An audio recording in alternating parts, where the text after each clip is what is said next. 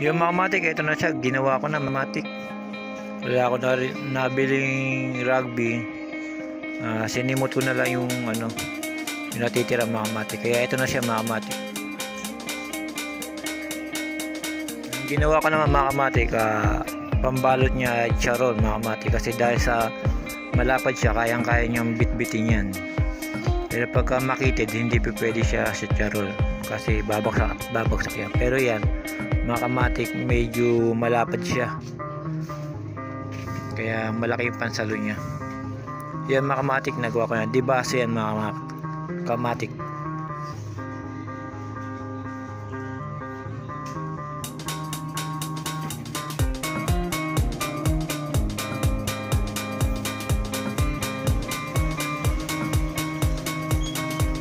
Yan ang dibaso natin ngayon mga kamatik.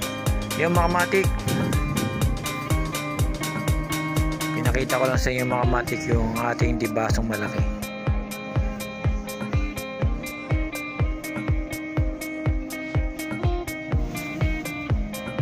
Mamaya susubukan ko na yung mga kamatik. Yan mga kamatik, susubukan ko itong bagong gawa kong dibaso na malaki mga kamatik. Pambalot ko dito mga kamatik, charol. Malakas yung hangin mga kamatik. Sa sobrang lakas ng hangin baka tumupo ito mga kamatik. Kaya lagi akong may dalang, kaya nilagyan ko siya ng tali mga kamatik. Sana lilipad mga kamatik.